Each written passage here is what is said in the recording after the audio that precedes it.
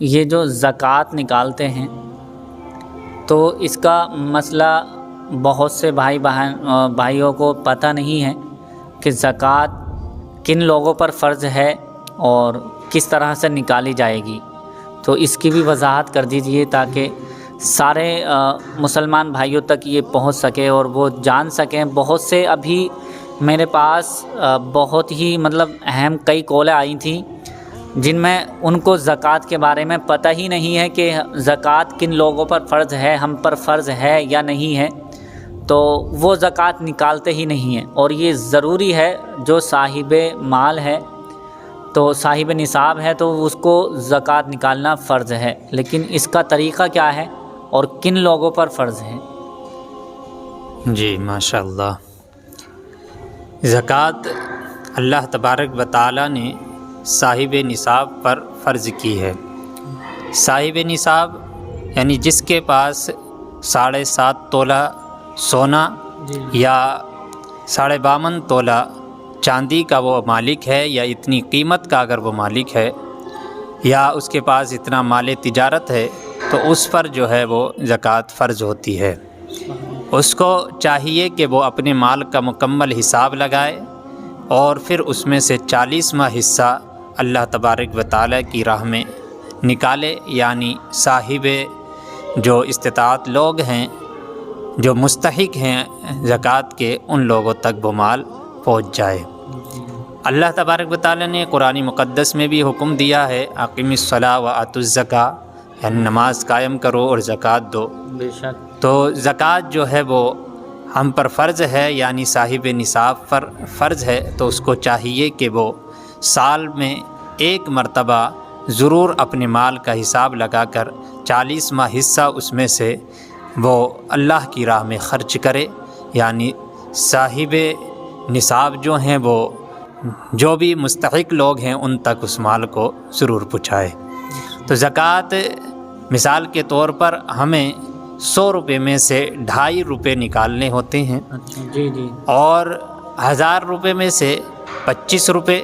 تو اسی طرح اگر ہمارے پاس 1 لاکھ روپے بنتے ہیں تو ہمیں 2500 روپے اللہ کی راہ میں وہ نکالنے چاہیے۔ جی بے شک۔ اسی طرح آپ اپنے جو ہے وہ جتنی آپ کے پاس جو ہے وہ مال ہے اور جو بھی قیمت آپ کی بنتی ہے، تو اسی کا حساب لگا کر اور اللہ کی راہ میں خرچ کریں، اس کو اس کے مستحق لوگوں تک اسے پہنچائیں۔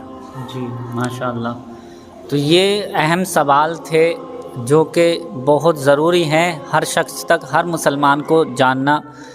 یہ ان کے بارے میں جیسے زکوٰۃ ہے، روزوں کا معاملہ ہے، روزوں میں بہت بڑی غفلت سے ہم لوگ روزے گزار دیتے ہیں، اس کا ادب و احترام نہیں کرتے۔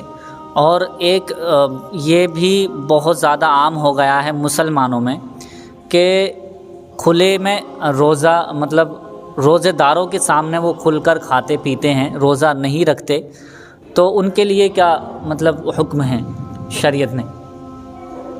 روزے داروں کے سامنے کھانا پینا یہ اچھا کام نہیں ہے، اور اس کا ادب کرنا چاہیے، کیونکہ ماہ رمضان یہ اللہ تبارک و تعالیٰ کا مہمان ہے جو ہم تک آیا ہے، اور ہمیں اس کا ادب اور اس کی تعظیم کرنا چاہیے، کیونکہ ماہ رمضان کا ادب کرنے، اس کی تعظیم کرنے کے بدلے میں تو ایک مسلمان تو کیا، ایک آتش پرست بھی اللہ تبارک و تعالیٰ نے اس نے روزے کی ماہ رمضان کا ادب کیا، اس کی تعظیم کی، تو اللہ تعالیٰ نے اسے ایمان بھی عطا فرمایا اور جنت بھی عطا فرمائی۔ سبحان اللہ۔ جی یہ واقعہ لکھا جاتا ہے کہ ایک شخص جو تھا وہ ایک آتش پرست شخص تھا جو آگ کی پوجا کیا کرتا تھا، اور وہ ایک مرتبہ مسلمانوں کے بازار میں گیا ہوا تھا، اور وہاں پر اس کے ساتھ میں اس کا ایک لڑکا بھی تھا جو وہاں کچھ چیز کھانے لگا، تو اس نے اپنے لڑکے کے ایک تماچا مارا اور کہا کہ تجھے نہیں معلوم کہ یہ مسلمانوں کا بازار ہے اور یہاں پر مسلمان موجود ہیں، اور مسلمانوں کا جو ہے وہ روزہ ہے، ماہ رمضان چل رہا ہے، تو تو اس میں مسلمان روزہ رکھتے ہیں تو ان کے سامنے کھانا پینا وہ بہتر نہیں ہے۔ تو اس لڑکے نے کہا تھا کہ تم بھی تو کھاتے پیتے ہو؟ تو اس نے کہا کہ میں کھاتا ہوں لیکن اپنے گھر کے اندر ہی کھاتا ہوں۔ اس نے یہ ادب کیا۔ کچھ برسوں بعد، حالانکہ وہ اپنی زندگی اپنی اسی حالت پہ گزارتا رہا، کچھ برس بعد اس کا انتقال ہوا، اور خواب میں کسی اللہ کے ولی نے اسے دیکھا کہ وہ جنت میں ٹہل رہا ہے، جنت میں ہے۔ تو اس سے پوچھا کہ تمہیں جنت کیسے مل گئی؟ تم تو ایمان والے بھی نہیں تھے۔ تو اس نے کہا کہ میرا ایک عمل کام آ گیا، اور وہ یہ تھا کہ ایک مرتبہ میں نے اپنے بچے کو تھپڑ مارا تھا، صرف اس وجہ سے کہ رمضان کا جو ہے وہ ادب نہیں کر رہا تھا، مسلمانوں کے بازار میں کھا پی رہا تھا، اور اسی کی وجہ سے جب میری موت کا وقت قریب آیا تو ایک خوبصورت نوجوان شخص جو ہے وہ میرے پاس آیا، اور اس کے ہاتھ میں جو ہے وہ بڑی اچھی جو جنت کی مٹھائیاں تھیں اور جنت کی خوشبو تھی۔ میرا دل اس کی طرف مائل ہونے لگا، مجھے دل کرنے لگا اسے لینے کے لیے۔ تو اس نوجوان نے کہا کہ انہیں حاصل کرنے کے لیے تمہیں کلمہ پڑھنا ہوگا، یعنی کلمہ پڑھنا ہوگا۔ تو میں نے اسی وقت جو ہے وہ کلمہ پڑھا، اور اس نوجوان نے مجھے کلمہ یاد دلایا، اور اس نے جو ہے کلمہ پڑھایا، میں مسلمان ہو گیا۔ اور اسی وقت میں نے پوچھا کہ تم کون ہو؟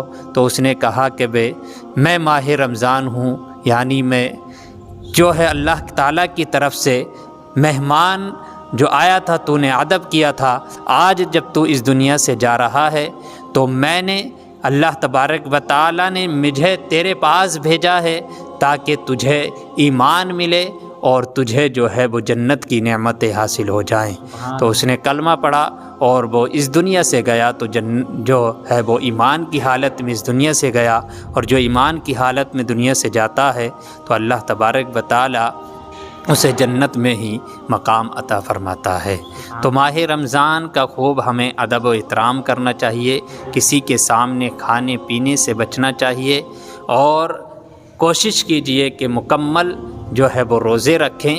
کسی کے سامنے کھانا پینا تو بہتر نہیں ہے، اور مسلمان کو چاہیے کہ وہ تو روزے رکھے، اور جو ہے روزے کو یہ نہ سمجھے کہ ہم سے نہیں رکھے جاتے، بلکہ اللہ تعالیٰ اس کی طاقت سے زیادہ کسی پر بوجھ نہیں ڈالتا ہے۔ تو اللہ تبارک و تعالیٰ نے جب حکم دیا ہے تو ہمیں اس کے حکم پر چلنا چاہیے، انشاءاللہ آپ کا روزہ ضرور مکمل ہوگا۔ سبحان اللہ، ماشاء اللہ۔ جو سوال میں نے کیے تھے حضرت سے وہ بالکل ایک ایک بات وضاحت کے ساتھ پیش کی ہے، ماشاء اللہ۔ اللہ تعالیٰ سے دعا ہے اللہ تعالیٰ ہمیں ماہ رمضان کا ادب و احترام کرنے کی توفیق عطا فرمائے، اور آپ سے گزارش ہے کہ آپ اس ویڈیو کو زیادہ سے زیادہ شیئر کریں تاکہ ہر مسلمان بھائی تک یہ ویڈیوز پہنچ جائے اور وہ ادب و احترام کرنا شروع کر دیں۔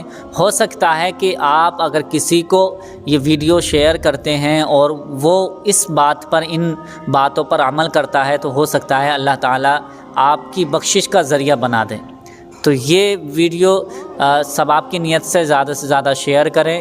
امید کرتے ہیں کہ انشاءاللہ آپ اس کو ضرور شیئر کریں گے۔ ابھی تک ہمارے چینل کو سبسکرائب نہیں کیا ہے تو مہربانی کر کے ہمارے چینل کو ضرور سبسکرائب کر لیجئے۔ ملتے ہیں اگلی نئی ویڈیو میں، تب تک کے لیے اللہ حافظ۔